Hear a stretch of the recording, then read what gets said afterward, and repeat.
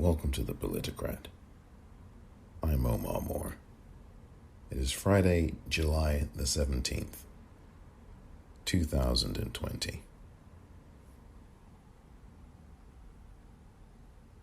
Over the next 2 months, the report says that Russian agents compromised as many as 59 different computers. They also broke into the network of Hillary Clinton's campaign chairman, John Podesta. The report also gets into how these attackers communicate with WikiLeaks and how Julian Assange falsely tried to pin these attacks on a DNC staffer and not on Russia. Another topic the Mueller investigation looked at was the targeting of America's voting system. What did you see there? So we really learned something new here, and it's that these agents, the report says that these agents were actually more successful than we thought at breaking into local governments. We knew that they had sent phishing emails to dozens of local election officials in Florida in an effort to try and break into their systems, but we had no indication that they were ever successful. The report says that the FBI thinks they were successful in at least one Florida county government.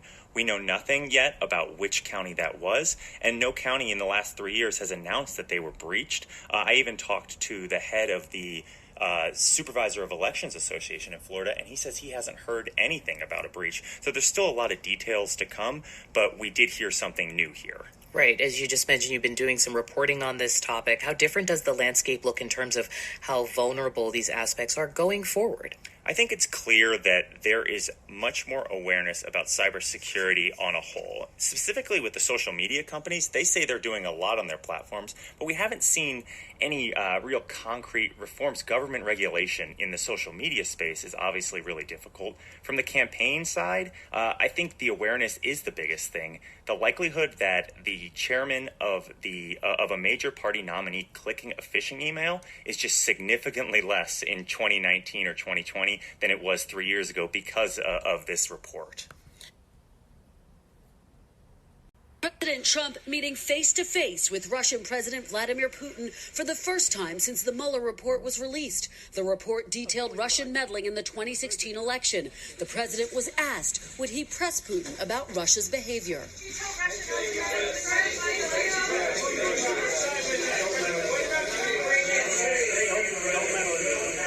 The president smiling, Putin smiling too. Moments earlier, Russian TV captured the two leaders joking about the media.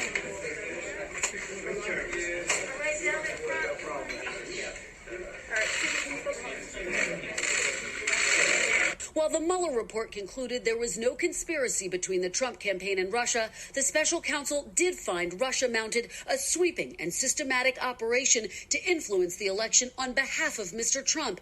Intelligence officials recently warning it could happen again. We expect Russia will continue to wage its information war against democracies and to use social media to attempt to divide our societies. The Senate's top Democrat blasting the president's comments. Americans will lose faith in their democracy, and this president jokes at it.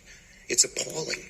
It's disgraceful. And tonight, former President Jimmy Carter unleashing this bombshell, suggesting he does not think President Trump is legitimate. And I think the interference, although not yet quantified, if fully investigated, would show that Trump didn't actually win the election in 2016. That comes just days after President Trump praised Carter on NBC, noting that Carter has defended him in the past. Carter even offered to work with him on North Korea. In your investigation, did you think that this was a single attempt by the Russians to get involved in our election, or did you find evidence to suggest they'll try to do this again? No, it wasn't a single attempt. They're doing it as we sit here. And they expect to do it during the next campaign.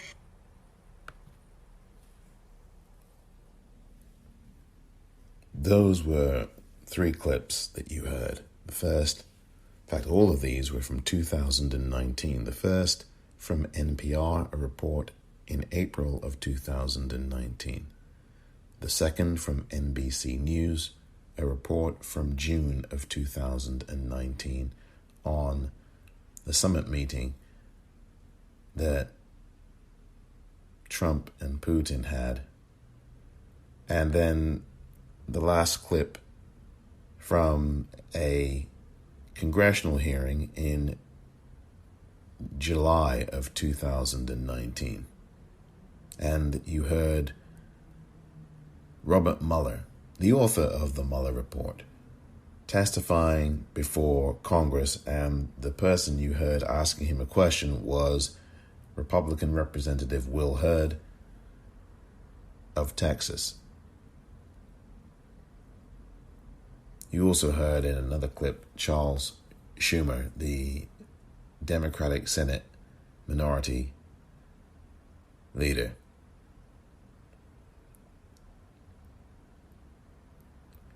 Today's episode, I think it's pretty clear what it's about.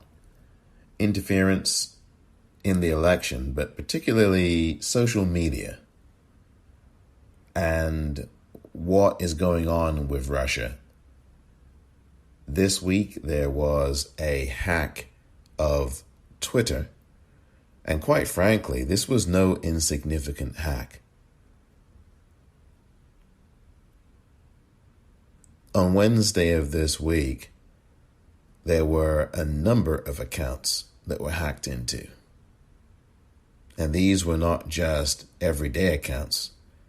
These were accounts of highly powerful and influential people, wealthy people, and also a former president, and now a president, or hopefully a president in November, Joe Biden. He's the vice president, was the vice president. But this was all in relationship to Bitcoin.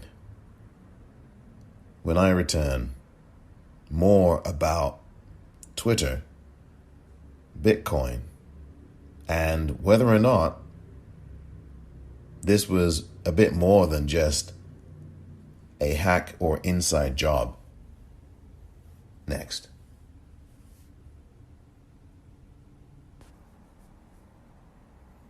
It's a great honor to be with President Putin, his representative, my representative. We have many things to discuss, including trade and including some disarmament, some little protectionism perhaps in a very positive way, and we're going to discuss a lot of different things. We've had great meetings, we have a very, very good relationship, and we look forward to spending some very good time together. A lot of very positive things going to come out of the relationship. Thank you.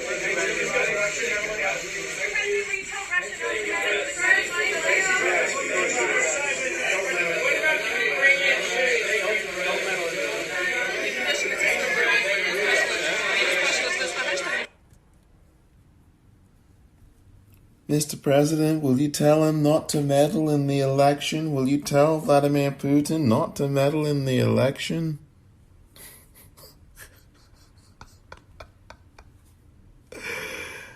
Dear journalist, he is meddling in the election. He's doing it now. It's 2020 and he's doing it again.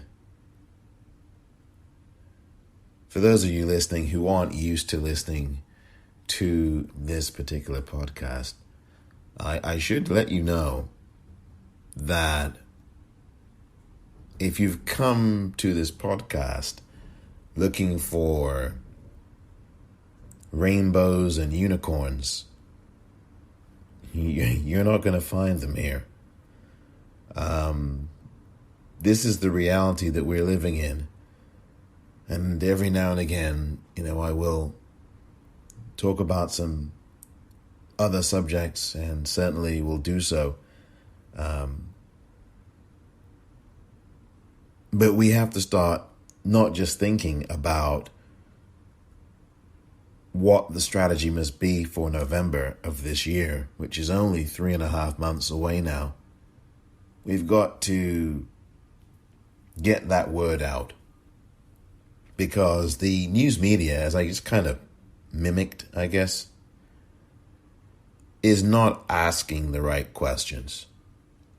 It's all about the headlines and the scandal and who said this, who didn't say it, what they said, how happy they are, how unhappy they are, to quote a phrase from Tom Hartman, who is in progressive media and somebody who I think is really important.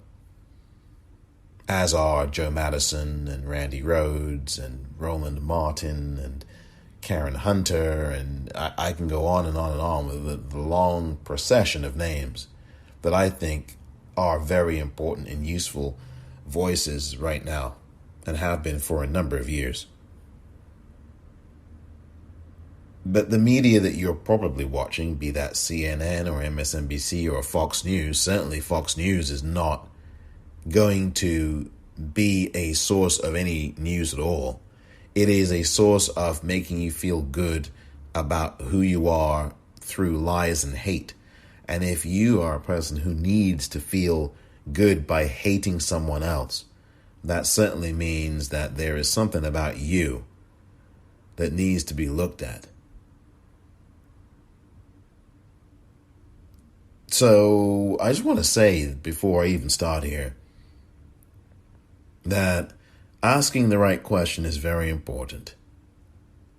And dealing with the solution also, and addressing one or advocating one, is equally, if not more, important.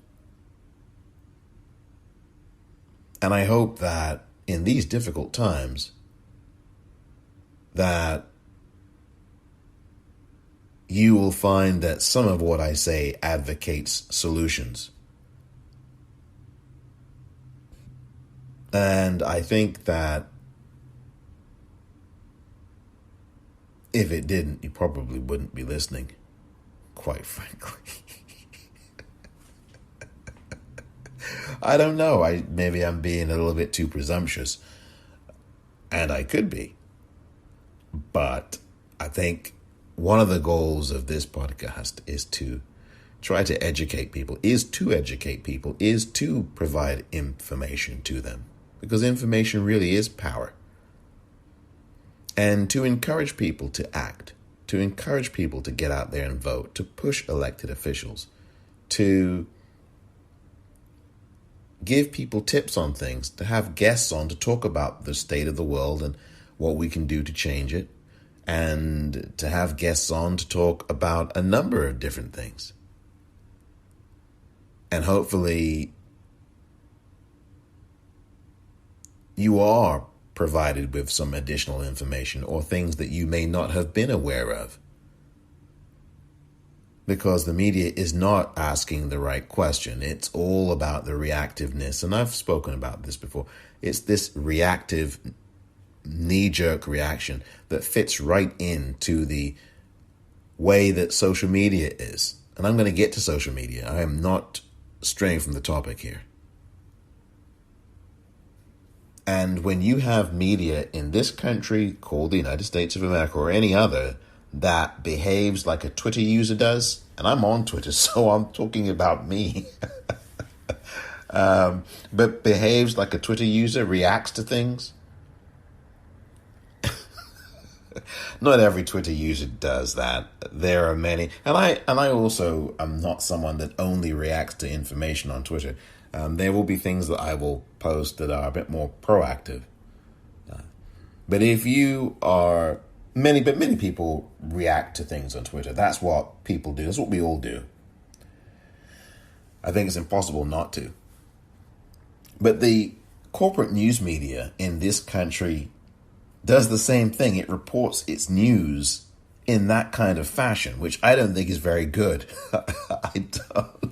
I don't think it's very good at all. I think it's very problematic, actually, to have news organizations running around like Twitter users reacting to things. You report the news and you analyze things and you're cold-eyed and detached. And unfortunately now, of course, that's not the case anymore with the news media that used to be stale and dry, but gave you facts, meaning gave you real news. I mean, not that the media is not giving you facts, because they are. But it's all done in this very entertaining way with split screens and what's your reaction to this and what's your reaction to that, rather than just reporting the news, analyzing the implications, or just not analyzing the implications, just reporting the dry, old, crusty news, right? That's what it used to be like. But alas, we're in the 21st century now, and so we've got to jazz it up. Well, I shouldn't use that word. But we've got to spruce it up a bit. We've got to polish. We've got to make the studio look really colorful, and the neurons that pop off in your brain, so you're not just looking at some stale, generic background. You're looking at this colorful studio that's really well lit to the point in which you are watching a rainbow. And I love rainbows. Listen, I'm not ridiculing rainbows. I mean, I know I talked earlier about rainbows and unicorns, but it was more about looking for happy, happy, happy. And look, the point is there's many a place you can go to find that. And not that I don't ever talk about things that are a bit more uplifting, but again, this is called the Politicrat, and that suggests something. So there you go. But the social media is very much a part of what I am going to be talking about along with Russia, because this week, as I said, Twitter was hacked. I mean, really hacked, and very seriously hacked. Extraordinary. It was extraordinary, actually. There were major accounts of people who were hacked. I mean, Joe Biden, the vice president and now Democratic nominee, and he's going to be that. I know that the convention is essentially canceled. No delegates allowed to come in. So this convention kind of quietly held news that did cross the wires. Certainly Lawrence O'Donnell talked about this at MSNBC last night in passing. The convention essentially is not going to happen the way we are used to. It will not happen in person. Delegates have been told not to come to Milwaukee. I mean, there will be something going on in Milwaukee convention-wise, but it's going to be a very skeletal kind of thing. It's going to be a virtual convention, which is what, surprise, surprise, we expected, I think, once we got to May of this year and people reopening, and then in June when you hear about all these cases coming back, and then of course this month in July, I think we could safely say that the notion of a convention, certainly the Democratic National Convention, was not really going to happen the way that it has in all the years that we've had them in this country. The Republican National Convention insists that it's going to continue. I don't know how that's going to happen, because there's not going to be very many Republicans there to begin with. Maybe they're all going to be in Wisconsin the week or so before, when the Democrats have theirs. Or maybe they'll just stay home, like a lot of Democrats will be doing. You know, I mean, this is what's going on here. But look, I say this because all of this is to say that you had Joe Biden, his Twitter account hacked on Wednesday. You had Democratic President Barack Obama's Twitter account hacked on Wednesday. You had Bill Gates' Twitter account hacked on Wednesday. Kanye West's Twitter account hacked on Wednesday. Apple's Twitter account hacked on Wednesday. Elon Musk's Twitter account hacked on Wednesday. I could go on and on and on. There were a number of other people as well. Now, the first three names I read out there are names that certainly the first two are Democrats, as I alluded to. And the third name may well be a Democratic voter, Bill Gates. Kanye West is not. He's a Republican, as far as I know, still. Or maybe he's an independent. Well, I'll tell you what, he put his face on Mount Rushmore. Did you see that, by the way? That, oh, dearie me. You can go to his Twitter account, which I think is Kanye West or Ye. I don't remember what the actual address is. But on my Twitter account, which is the Popcorn REEL, you can see the picture that I retweeted that Kanye West put out on his Twitter account. And I wrote something on there. Oh dear, dear, dear. Which is it's not funny actually. What I wrote is pretty darn serious in keeping with the tenor of this podcast. But it does, I think, reveal some very interesting things. And of course, I've spoken about Mr. West before on this podcast. So what I want to get back to is what's happened here with this hack. This is a big situation, and it's a preview, in my view, of what's to come. And what's interesting is Donald Trump's Twitter account was untouched. Donald Trump's Twitter account. Ooh, nobody went after that. And this was all related to Bitcoin, this cryptocurrency.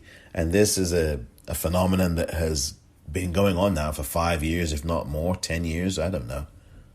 Bitcoin. In fact, Bitcoin is a sponsor of Watford Football Club, and I am a big time fan and supporter of Watford Football Club in the Premier League in England. And on one of the sleeves, I think it's the left sleeve of their jersey, home and away, and their third kit, they wear the logo for Bitcoin. I wonder if Watford will reconsider that now after this hack. Maybe, maybe not. I don't know what the sponsorship deals are at Vicarage Road. But I can tell you that Bitcoin is not favored in Russia's upper echelons. I don't know if Russia did this hack. I have no idea. And the reason why I talked about the Mueller report is because we all know now, and I know that 448 pages will put most people to sleep. That is not the kind of summer reading that anybody is interested in. And when this report was released in April of last year, of course, with the meddling hands of Bill Cover-Up Barr, the so-called, as I call him, Prince of Darkness. Maybe that's too nice a term for him. But when he prolonged the release of that, do you remember in March of 2019, where he brought out this 4-page or 4-paragraph statement and said, well, you know, I can let you know that I've read the report, and the report is shows no evidence of any kind of collusion or obstruction or anything like that. And the report basically exonerates the president. This is, I'm paraphrasing what Bill Barr said. He held a press conference about this. Oh, and by the way, can we see the report? Oh, no, it's going to be, by the way, it's going to be 3 weeks from now. So it was 3 weeks of you and I and most of us being told by the media, repeated in the media, that, from Bill Barr's lips, of course, that the report didn't show any kind of collusion or obstruction, which is a bunch of nonsense. It was quite the opposite when we found out 3 weeks plus later in the 448-page report that only 3 of us read. One of those people was Senator Elizabeth Warren, who, by the way, may still be in the running here. She still may be the vice presidential pick. There is a real possibility of that, because now the media is not talking about these protests anymore, even though the protests for the Black Lives Matter movement and against injustice and against police violence and brutality are continuing all across this country. You just on Wednesday had 87 people arrested in Louisville, Kentucky, for just the act of sitting, civil disobedience, sitting on the front lawn, I guess it was, in front of the home of the Louisville, Kentucky, or the Kentucky, rather, Attorney General.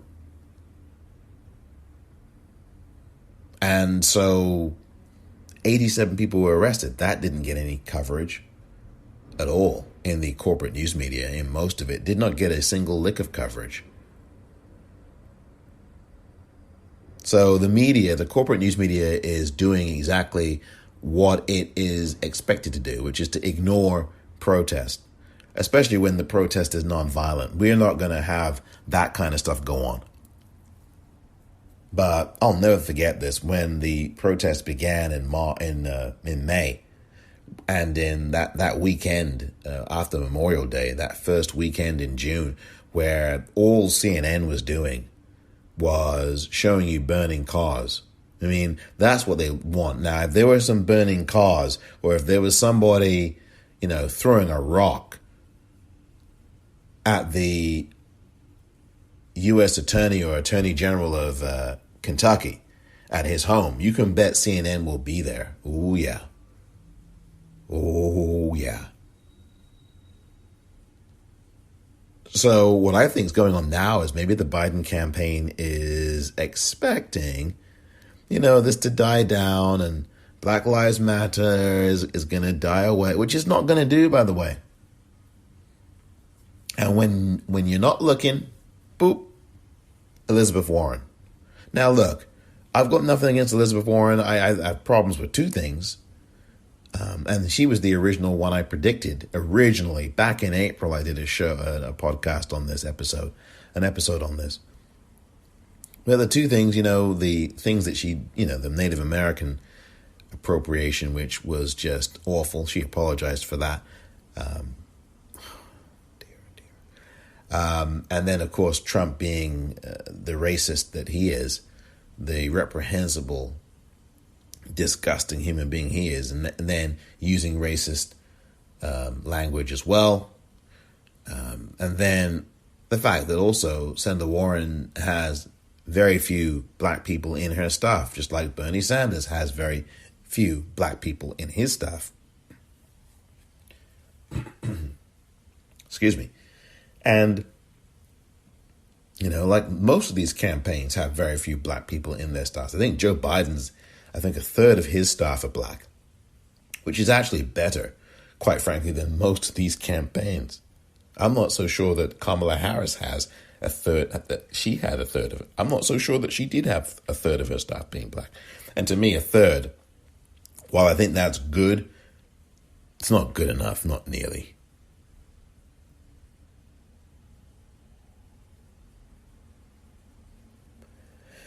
All of this is to say, Joe Biden's account got hacked. All of these accounts got hacked, right? All of these accounts. And this Bitcoin thing is something that Russia, as a governmental hierarchy, does not like. Or should I say, as a dictatorship? That's what it is. I don't know. I'm not trying to play detective, but maybe I am. This is what Twitter had to say about all of this. And we know, because I read out that Mueller report and I talked about Elizabeth Warren, yes, the reason why I mentioned her is because she's one of the 3 people in the country who read that 448-page report. So she knows the report inside and out, and she talked about it during the campaign and before that. But there's no question the Russia and the GRU did all this hacking. We know all about it. They hacked into the DNC server. We know all of that. I know that people are going to tell you that's not true, and the liars in the White House are going to tell you that's not true. The Republican liars are going to tell you that's not true. But it is true. That's what the report says. Read the darn report. Or wear a mask. Which would you rather do? Read the 448-page Mueller report? Or wear a mask? Which would you rather do? I mean, you can only pick one. You cannot weasel out of this. There is no do neither button here.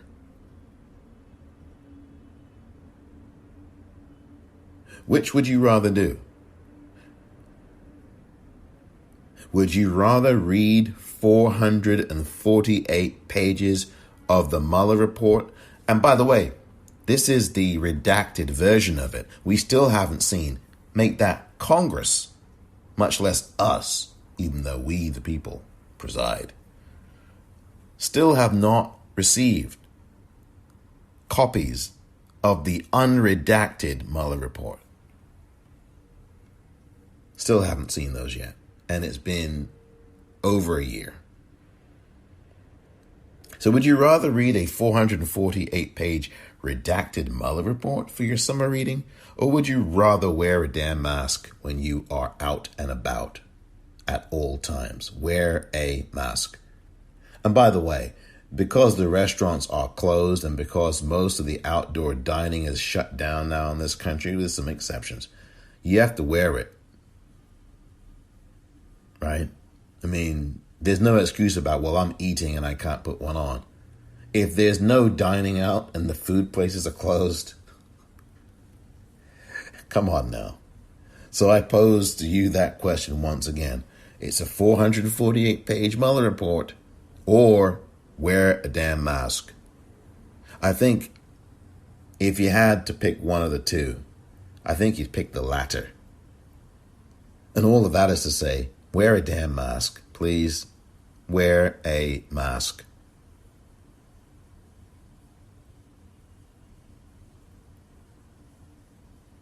So, Bitcoin, Russia, Twitter. This is extraordinary, by the way. Why was it that Donald Trump's account was not hacked? Everybody knows that Russia is taking an active role once again here in 2020 to manipulate the reports of, manipulate voting.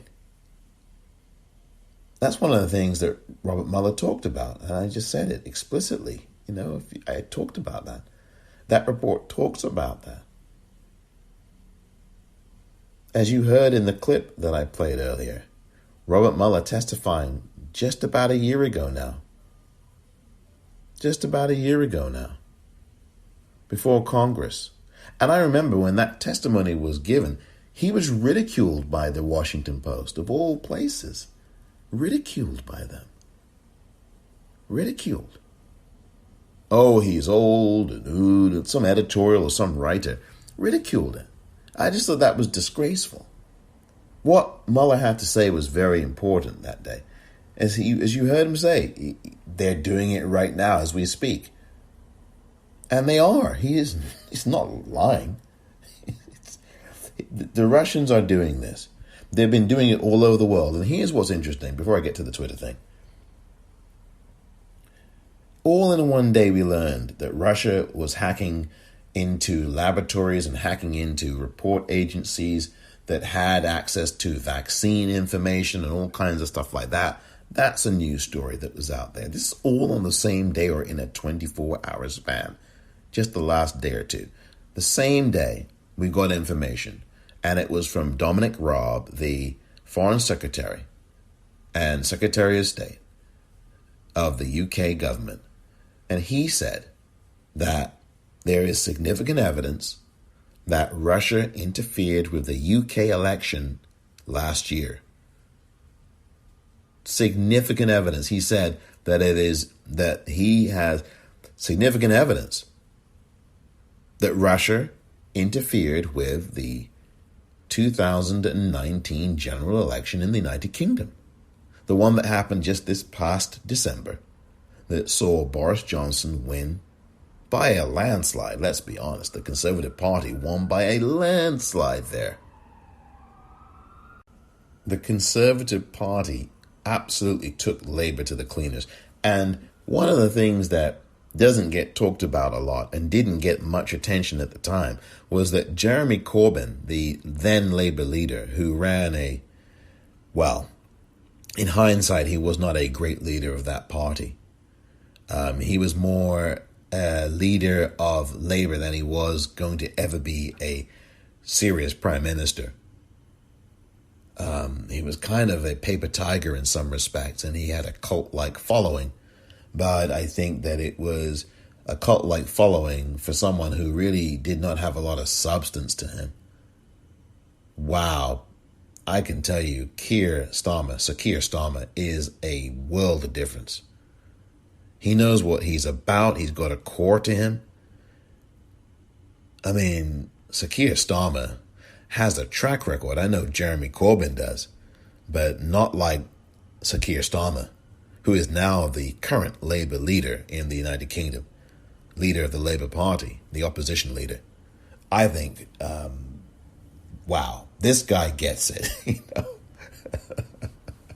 Keir Starmer, extraordinary. I think that he's had a reputation of helping people. He's had a reputation. Look, there's the record of Keir Starmer, the person who has botched up prosecutions. And when he was in the Crown public prosecutions, there's some things he did that were not good.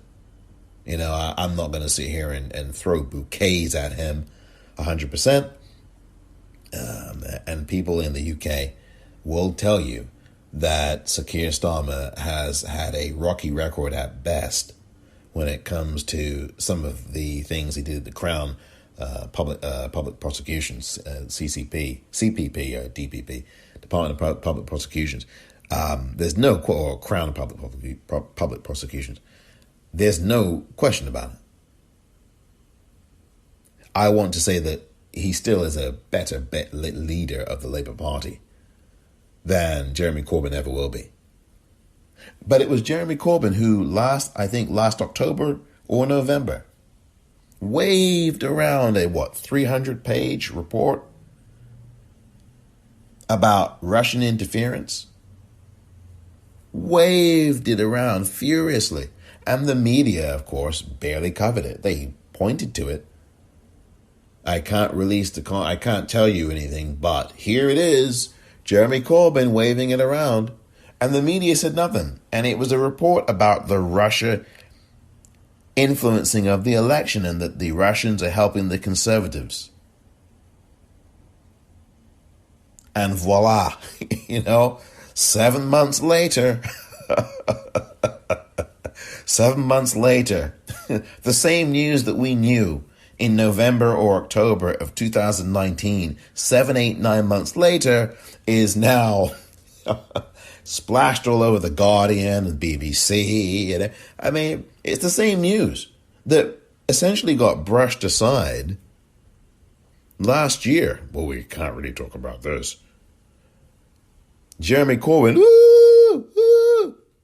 waving the report around at a press conference. I watched the darn press conference live. And it got covered, and then it just kind of went on to the next episode. That's what the media usually do. But this is something that he brought up. And now the Conservative government, having had 7 months to really ruin things even more, on top of the years of Tory leadership that have really damaged the United Kingdom by a long stretch. It's not even close. 10 years of Tory rule has decimated the United Kingdom. And even some Conservatives are seeing that. Now, look, I have spoken to one of those Conservatives, a distinguished member of the House of Lords, Daniel Finkelstein. And he and I conversed on one of these episodes several months ago, a couple of months ago now. And, there's a lot of things he had to say about the Conservative Party and where it's leaning to, where it's going. That he talked about that he wasn't very comfortable with some of the things that were going on in it. Really didn't like what was going on. I urge you to go back and listen to that episode, by the way, with Daniel Finkelstein. I thought it was really refreshing to hear his thoughts about this, very clear-eyed thinking about this, just kind of very cool analysis about what the issues were in the Conservative Party in the United Kingdom, and particularly the Johnson led party, Boris Johnson and Dominic Cummings and all of those things. And we just continue to hear more and more about how disastrous things are now. And Dominic Raab, the Foreign Secretary, he himself has been someone that is ridiculed. He announced yesterday or the day before that, Russia, there's significant evidence of Russia's involvement. Russia's doing this all over the world. They did it in Germany. They've done it in several elections in Western Europe. I think France as well. I mean, they've been doing this all over the world. And this is all about deconstructing, making chaos out of things so that in chaos people steal. And that happened in 2016 here in the United States. And it's happening again. The New York Times. The New York Times. And I'm going to get to the Twitter thing, I promise you. But I'm just giving an overview here. I repeat this a lot if you listen to this podcast. And I do mention this quite often about the New York Times article. And the New York Times is not one of my favorite newspapers, by the way. But there are some occasionally very good reports in it. And here is one that I talk about quite frequently here. From March the 10th, 2020, Julian E. Barnes and Adam Goldman report. The headline, Russia trying to stoke U.S. racial tensions before election, officials say. Now, the subtitle, Russian intelligence services are trying to incite violence by white supremacist groups to sow chaos in the United States, American intelligence officials said. Now, by the way, these American intelligence officials, these are the same individuals and people and officials that Donald Trump himself got up before the world in Helsinki 2 years ago.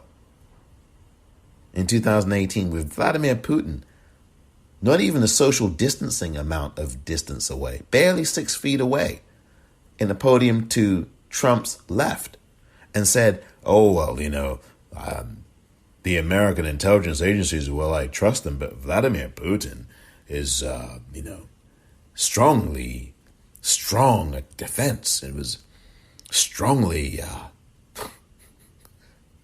I believe Vladimir Putin is God. No, it's not funny. I know. It's not funny at all, actually. It really isn't. So, Trump believes Vladimir Putin over his own U.S. intelligence officials. And one of them, whom you heard in that report that I played, Dan Coates, said that this is something that's going to continue on.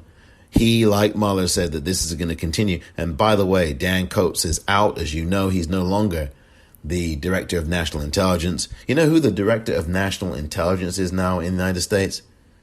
John Ratcliffe. John Ratcliffe is a conspiracy theorist. This is a QAnon guy. He is the head of national intelligence in this country now. So you have to realize that this is some serious stuff.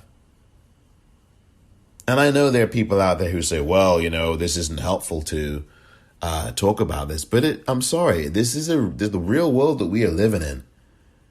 It's not a Hollywood fantasy here.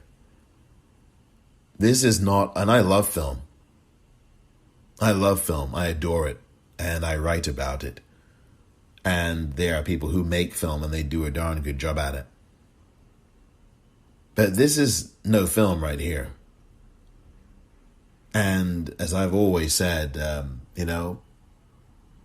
I just said earlier, there are plenty of places for the more lighthearted look at the world. And that's why we have a world with very diverse views and very diverse needs and things of that nature. And that is the way it is. There are many, many places to go for a more upbeat assessment. I'm going to just give you an honest assessment and an honest one as I see it. And that really is as far as it goes. It really is.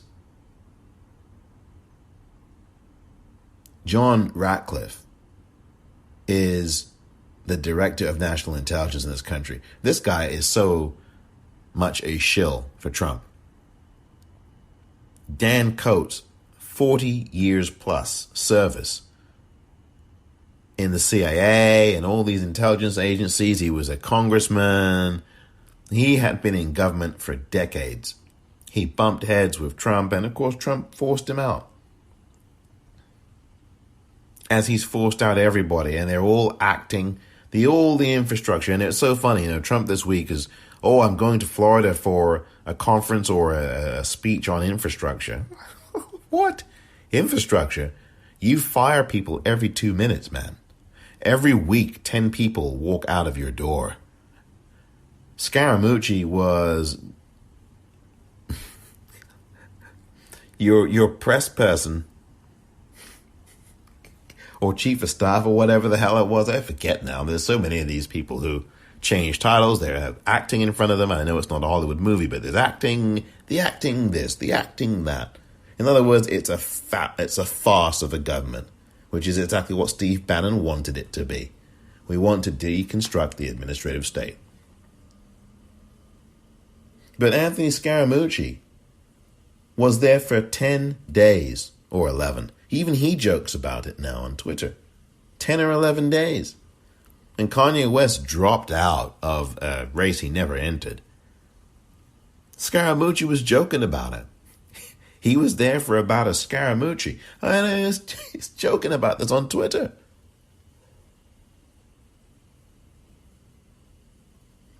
So, look, John Ratcliffe has no experience. You've got Donald Trump kissing the backside of Vladimir Putin. You've got this Twitter hack.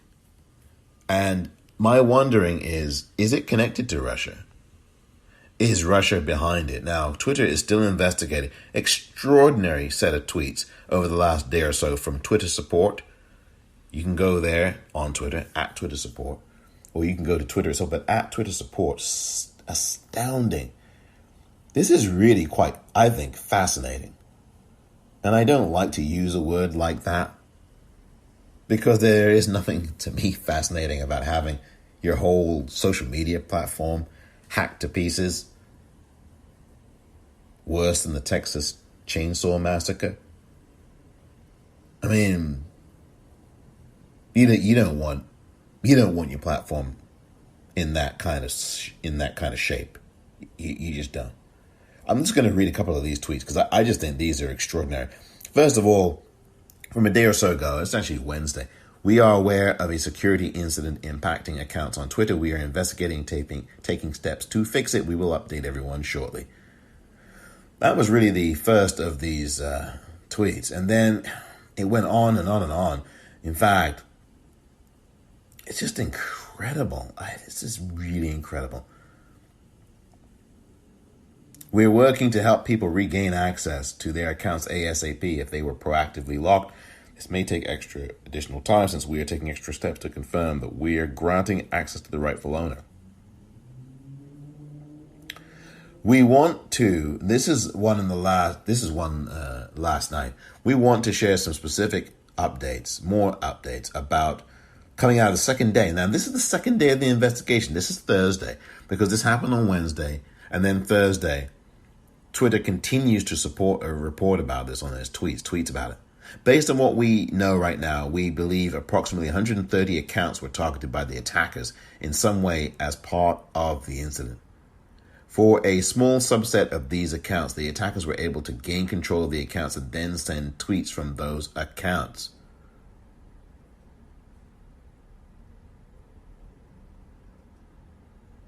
I mean, this is a huge thing. And there's so many tweets. I got to give Twitter support some love here for actually keeping the Twitterati of the world, that's you and me, informed about this. And I think that that's a good thing. I think there's more information that they should be sharing. I know that the FBI is investigating. That has been reported in a number of news outlets today. The FBI has now joined the investigation, and they are investigating this, and I think it's good that they are. Christopher Wray trying to stay. The FBI director, Christopher Wray, W-R-A-Y, his last name, is trying to stay straight and narrow. Junior G-Man, he's trying to stay straight and narrow here amidst this cesspool of administrative state deconstruction. I mean, how else can I put this? So the FBI is conducting an investigation, and I had called for that. I'm sure I'm not the only one who did on Twitter, but I'm going to toot my horn anyway.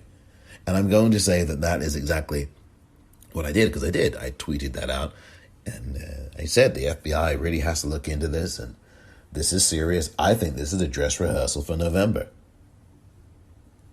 And that New York Times article that I didn't start to quite get into, Russia trying to stoke U.S. racial tensions before the election, officials say, by Julian Barnes and Adam Goldman, March the 10th, 2020.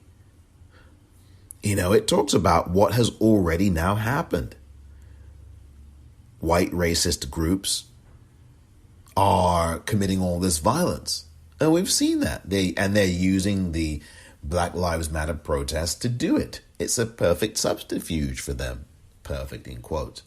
So that they can use that movement to commit violence against police and then blame it on Black Lives Matter, because they know that systemic racism and the racist attitudes of people and government and the everyday person and a very large swath of the white population, the so-called silent majority.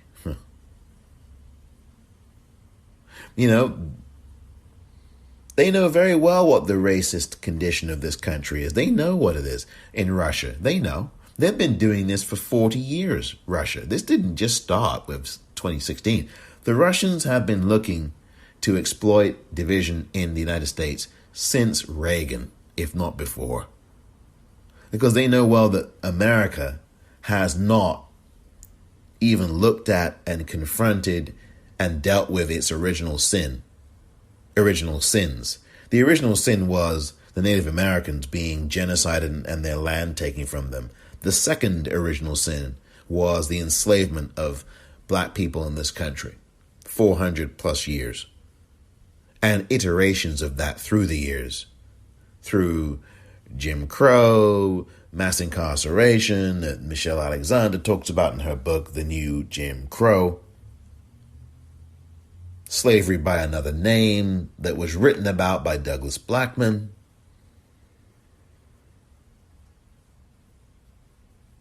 And Russia knows that America and Americans have not confronted that. The U.S. government has not dealt with that. There's never been any reparations. So what does Russia do? Surprised they haven't done this for more than 40 years. Were they doing this when Khrushchev was in power during the Cuban Missile Crisis? Perhaps they had some other fish to fry that day. Khrushchev did bang his shoe on the table at the UN. So, back when that happened in the 1960s, maybe exploiting the racism and the racists in this country was maybe not the foremost thing on Khrushchev's mind at that point. It was about, maybe we'll blow up the world instead. I mean, that Cuban Missile Crisis was no joke, by the way. 1962, 13 days. In October of that year, and that would be just a year and a month before the end of Kennedy's life, JFK. And JFK really played a major role in preventing the world from ending as we know it, literally. But Russia has been doing this. Russia has been stoking the racist fires and exploiting them for decades. And now they are doing it even more blatantly. And Donald Trump is playing into that. he is doing it too, of course. He's been doing that also for 40, 50 years himself. So these guys are perfect partners for each other, perfect in quotes. And Mary Trump, who is now making the rounds this week, and if you can find a copy of her book, good luck. Good luck to you. I am one of the fortunate souls, may I say, who does have a copy of the book, and I am still reading it. Although it's a very, very slight book, and it's kind of 215 pages or so. It's a quick read. I did not do what Rachel Maddow did and read it in one sitting. I'm sure you could do that. I mean, there were other things I had to do, and I'm sure there's lots of other things Rachel had to do. But Rachel, I think, basically over a lunch break, she read that, in about an hour or two or less. I mean, but it's a small book. It's not a tome. It's not a tome. It's a very 215 or so pages, and what she has to say in that book is not surprising. But it means something because it's coming from a family member. And Mary Trump will continue to do those interviews. And it's clear this guy is racist. She heard him say racist things. She's not the first person to say that she heard Donald Trump say racist things about black people, say anti-Semitic racist things about Jewish people. I mean, this is not the first time we know that about him. We've seen the quotes. He said it in a magazine.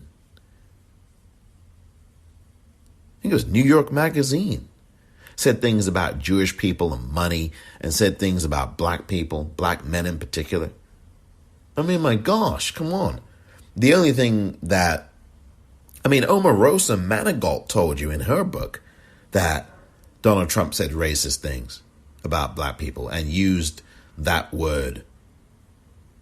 And I think the reason why I think it made bigger news now is because it's Mary Trump saying it. And I can understand that.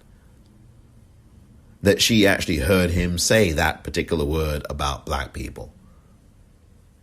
And that she actually heard him say these things. And that's not a shock. I hate to put it like that because these are ugly, evil things. And quite frankly, I think that Donald Trump is not the only white person in the United States and not the only white person on the planet to be using these words, and uses them probably daily.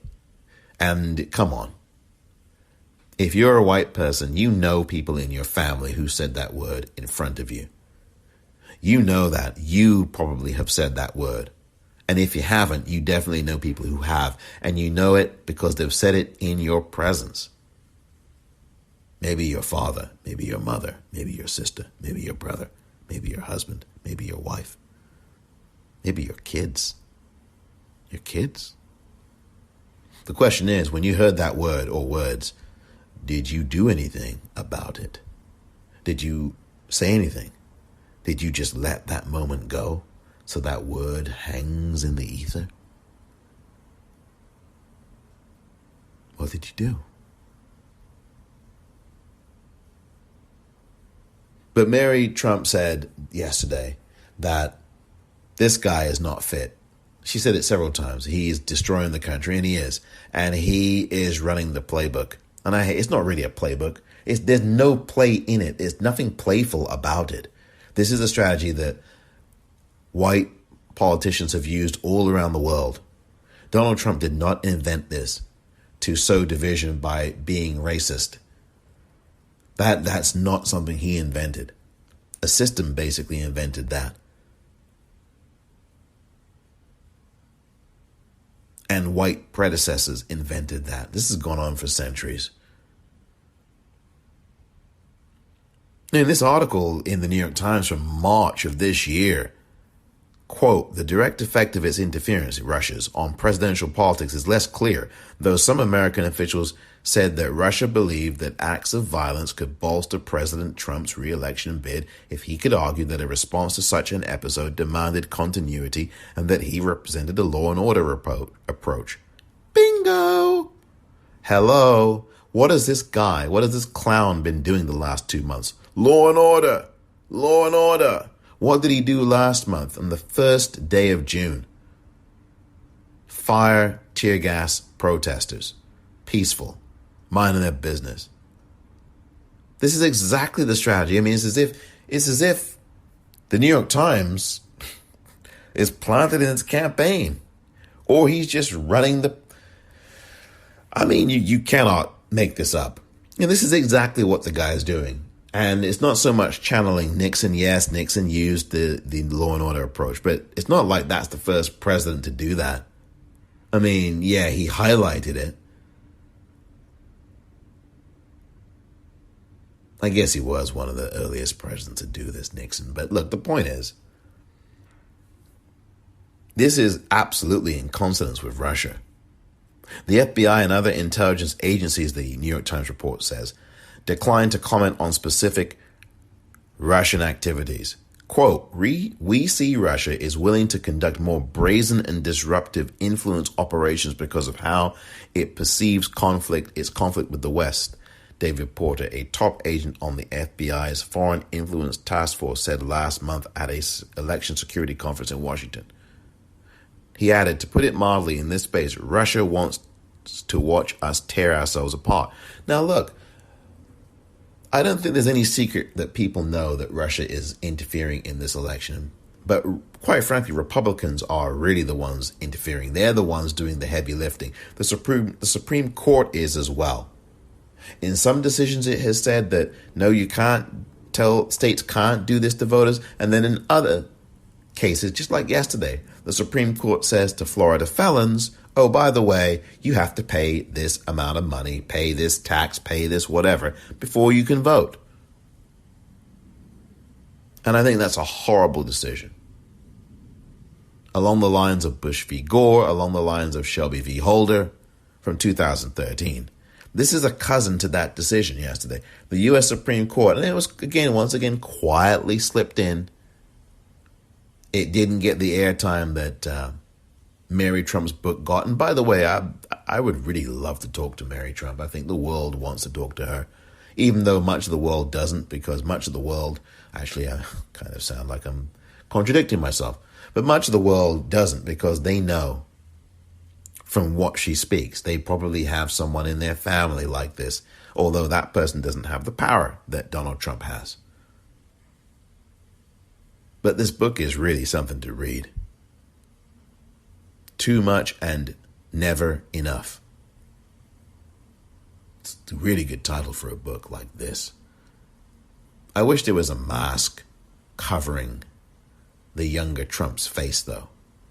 The younger Donald Trump that appears in that cover. I wish there was a mask covering his face. Or maybe just a bunch of orange scribble. I don't know. I'll be right back.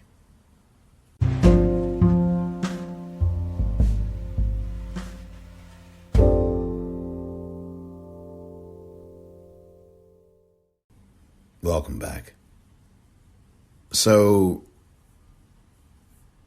Russia's definitely interfering. The Republicans are in a big way, stealing votes. I know this news is not news that you don't know, and I know this is not news that's comforting, but it's the truth. It's like what Jimmy Carter said way back when. You know, the so-called Debbie Downer speech that he gave, I believe it was in 1979 or 77, I always forget. And they interrupted the programming on ABC to bring you this really dire but important speech from Carter, who, bless his heart, is still with us, thank God. And I'm sorry that C.T. Vivian, the Reverend, who was the lieutenant to Dr. Martin Luther King Jr., passed away today. And I want to just say he was one of the most influential people in that circle. He marched for human rights, civil rights, along with Dr. King. And one of the most trusted right-hand men to Dr. King. C.T. Vivian, the Reverend C.T. Vivian, passed away today at the age of 95. He was awarded the Presidential Medal of Freedom by President Obama in 2013. Rest in power, C.T. Vivian.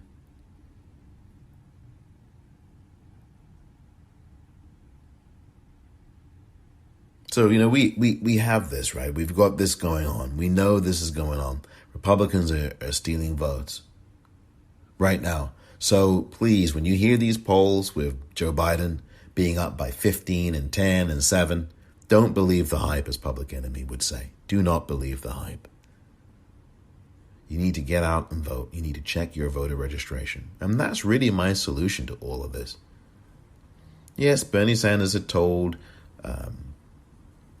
people, remember this back this year? Just this year, just 5 months ago now. Bernie Sanders had said, when he was running this year, he said that Russia's trying to help his campaign and that he was briefed on this, and briefed on it weeks ago, weeks before February 21st or 20th, that is, of this year. And that Trump is also being helped. So that information has come out yet again this year.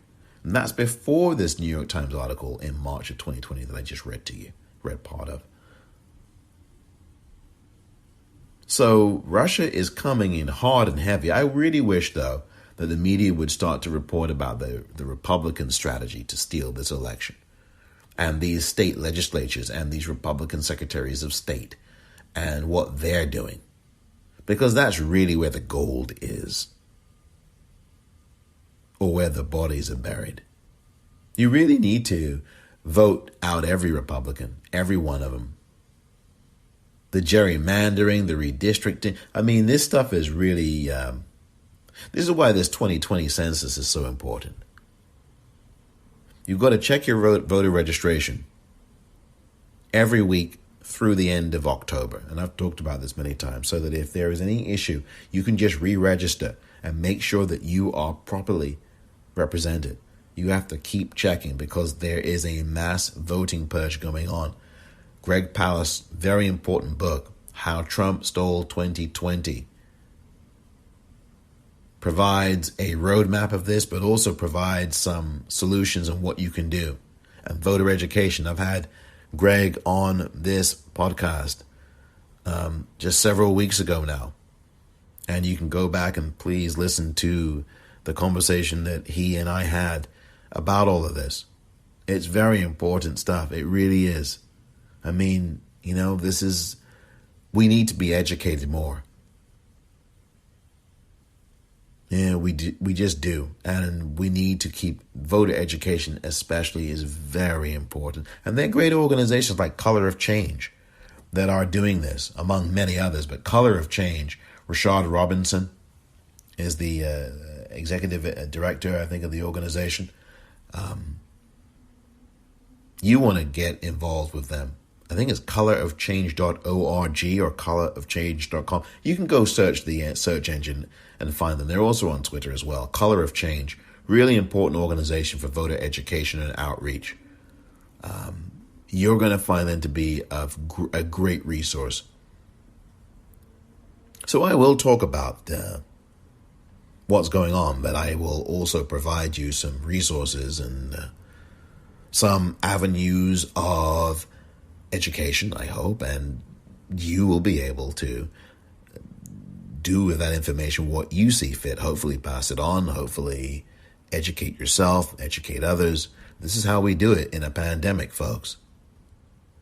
Information is power, and having a solution is important.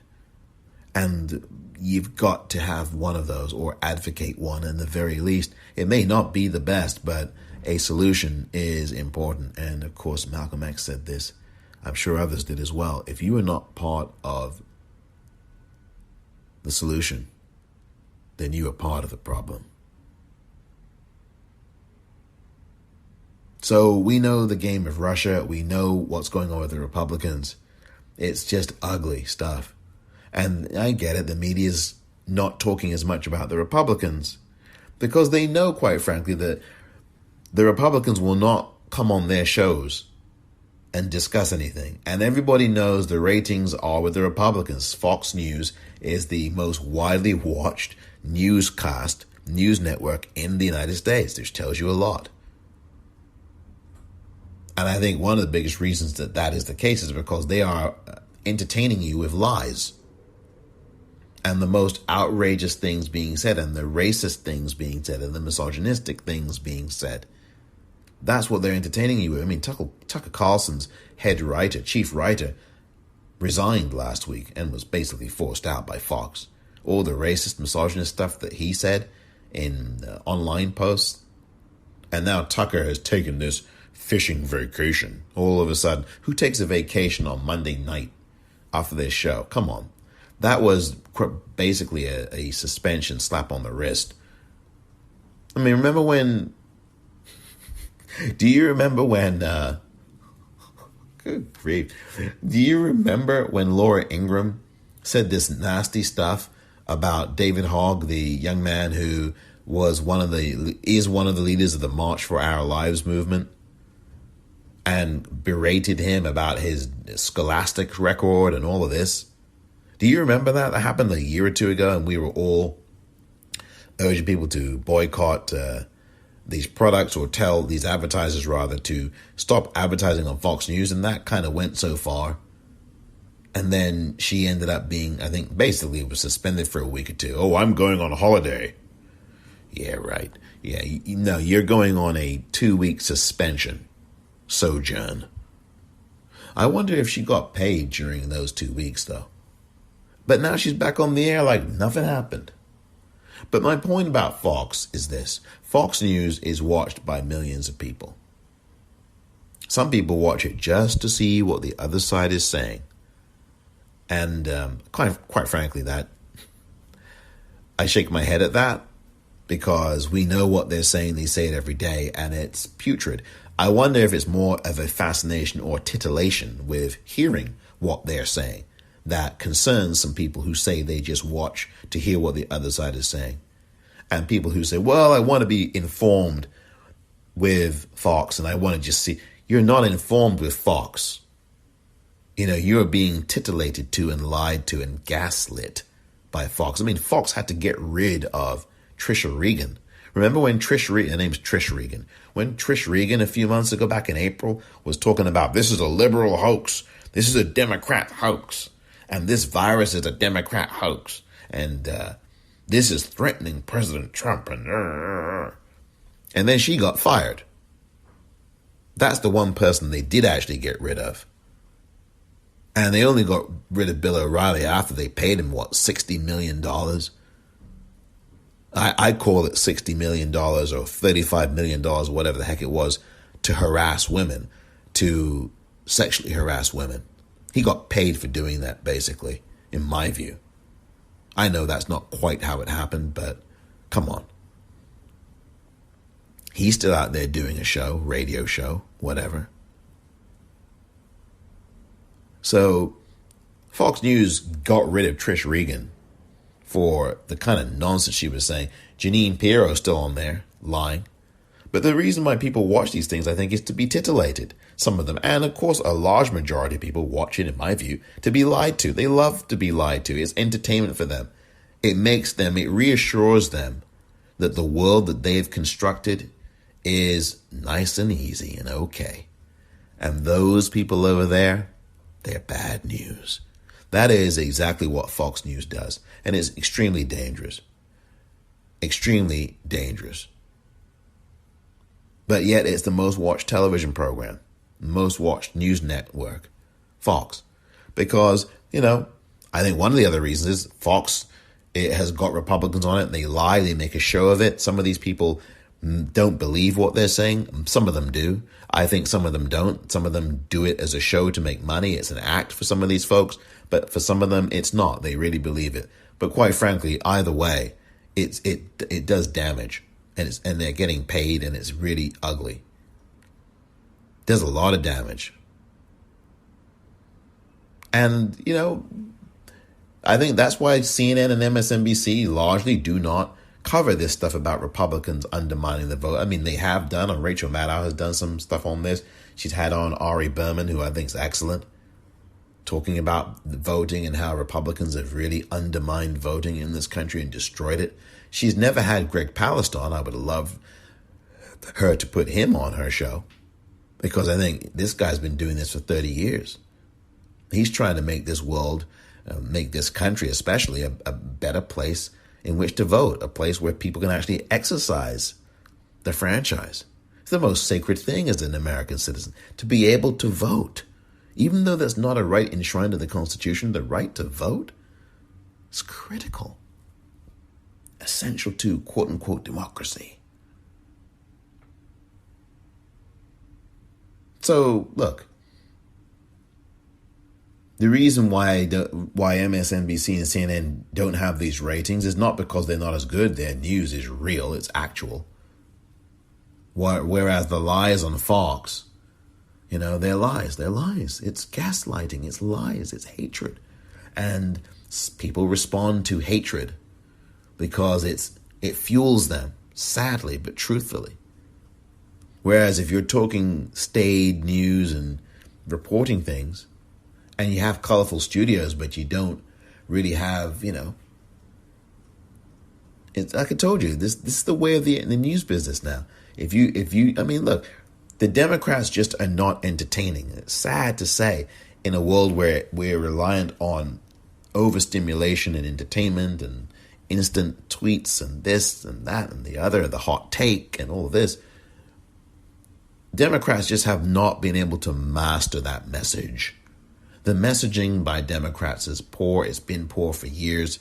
There have been some exceptions. But generally speaking, I don't know why. The Democrats just don't hire kinds of people that the Republicans do, who get down in the muck because maybe it's because some of these Republican operatives are really dirty people. They don't hire a Roy Cohn. Roy Cohn is was, because he's no longer here, a filthy evil man, vile. And you can go and Google Roy Cohn. It will take me an hour to go through all of the filth and the muck of Roy Cohn. His last name, Cohn. Study Roy Cohn if you dare. Really filthy man. But if you like filth and you like Fox, then you'll have no problem reading up on Roy Cohn. Roy Cohn was Donald Trump's mentor. One of the things that Roy Cohn said is, never ever apologize for anything. And Donald Trump has certainly learned that piece of advice well. And when the Democrats come on these shows, they're bland. They are. They're just very matter of fact. That's what the news used to be, though. Like I said earlier, that's what the news used to be. Not anymore, of course. And the Democrats are staid and milquetoast, many of them. There's some who aren't.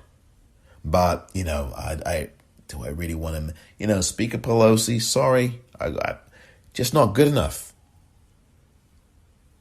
And you may think she's a great politician, you may not.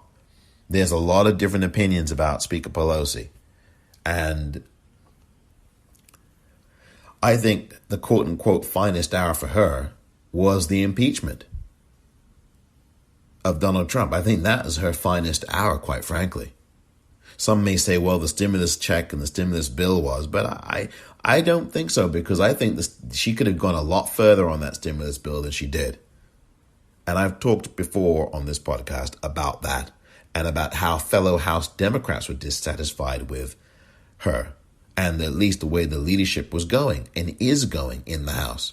And by the way, the House is up for grabs too, although I think the House will be held onto by the Democrats. I urge people who vote and who are listening to this, please make sure you vote in House Democrats as well. You have to make this whole thing democratic. I'm not even going to hide that now. You have to. This isn't even about Democratic and Republican. This is about right and wrong. This is about democratic and tyranny. That's what this is now, folks, in America. And I know that doesn't bring much comfort and feel-goodness to some, but I'm telling you right now, this isn't Democratic versus Republican anymore. It's Democratic versus tyranny. Because for the last 3.5 years, and even before then, we have seen this tyrannical takeover and destruction of American government And it began in the 80s, essentially. It began really in the 70s with the Powell memo. I have talked about that many a time in prior episodes, even this week, about Lewis Powell and the Powell memo, and about Reagan. I've talked about Reagan and infrastructure and what Reagan has done to destroy that, what he did to destroy it, and how he set that in motion, and how Clinton basically gave it an ass kiss and a polish, and that Obama basically said, while this stuff was going on, and now Trump is, finishing it off. This November 3rd is Democratic versus tyranny. That's how the Democrats should be framing this. I shouldn't have to see the Lincoln Project doing all this legwork for Joe Biden and the Democrats, because maybe they want something in return. God bless them. I mean, these Republicans, the Lincoln Project, look, I think there's some people there who are trying to do the right thing, and their ads have been superb. But as I said in a prior episode of this podcast, the Lincoln Project, you need to look at them and look at some of the things that they do and who the people are behind them. I got some blowback actually about that. But, I think the Lincoln Project has done some good, but when Joe Biden gets in, if he does, and I think he will, I've been predicting that a Democrat would win this thing since 2017. And in April of 2016, I predicted that Donald Trump would win. I did. I mean, in 2016, in April, 6 months before the election, 7 months before, I said that Donald Trump would win the 2016 election. And he did. Well, he stole it, but you know what I mean. Hillary Clinton actually won the darn popular vote. So, look, the choice is between democratic and tyrannical. Are you with the tyrannical Saurus Rexes, or are you with the democratic ways, in quotes, of doing things? Do you want a country that you can recognize when you wake up on January the 21st, 2021? Or do you want the country that we've got now, with all of this lying and cheating and stealing and all of this openly racist fervor coming out of the White House, and this misogyny and this hatred of women and hatred of trans people and hatred of gays? I mean, do you want that? Do you really? That makes you feel good? Really? This is between democratic and tyranny. Democratic and tyrannical. I mean, it's that simple. And that's the messaging that the Democrats need to use. They really do. And we'll see what you do about all this in November 3rd.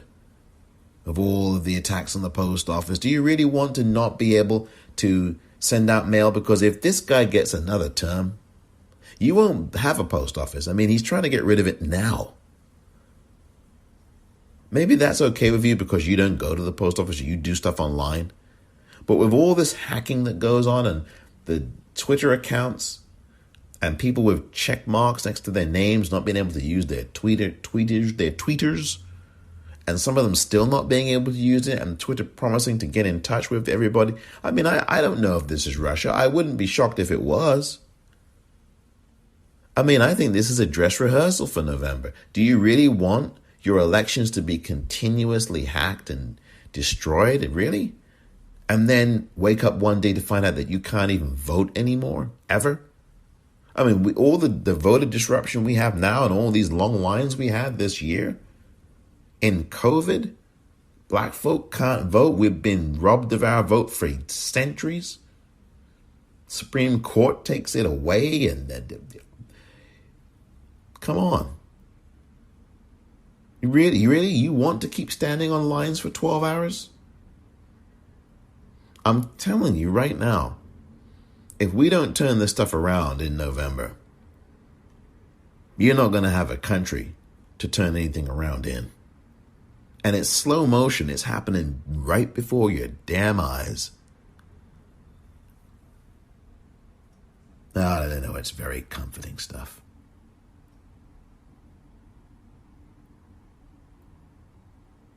Get out there. Get registered to vote online. Get out there. Tell your friends. All those Zoom parties you have, spend 10 minutes of those parties giving people information about voting. Have some Zoom conferences. Talk about voting. Talk about, are you ready to vote? Talk about checking your voter registration. There's great organizations. Join them. Get in touch with them. Get their mailers. Sign up with whenweallvote.org. Sign up with iwillvote.com. Sign up with rockthevote.org. Sign up with Color of Change. I think it's colorofchange.org. Sign up with all of these groups. There's so many others. I've not even scratched the surface yet. So those are some of the things I advise you to do. And these are reference points. I will be providing more, and I'll be doing, as I have promised, going forward, I will continue to do things on voting and outreach and education and the things you need to be doing right now, because it is the middle of July, my God. And we are, a little less than a month away, or just over a month away from the supposed conventions that are going to be happening. I mean, actually a month away. I think it's August 17th for the Democrats and then the 24th for the Republicans.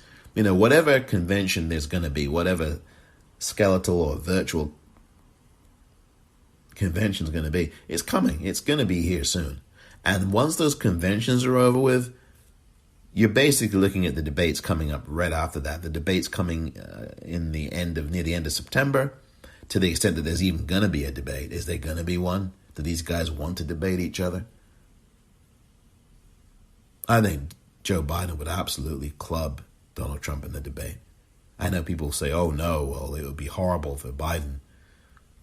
Not from what I'm seeing, mate. No way. Anyway, let's get out there and get active. And please, spread the word. Tell folks on Twitter. Tell folks on Facebook. Tell your friends. Tell your Zoom parties. Yes, we need to have lightheartedness and levity. It's very important. We need to get out there and have some open air and fresh air and get on the phone and connect with people. I think that's all extremely important. The things that we used to be able to do in person, we can't yet do them in person, but we can still, when we do go out, wear a mask and, stay physically distant. But we can connect with each other. We can talk. We can go on Zoom or WebEx or Skype or FaceTime. Whatever it might be. There are ways to connect. And there are ways to pass on information. So please, let's do that. Thank you very much for listening to this edition of The Politicrat. I'm Omar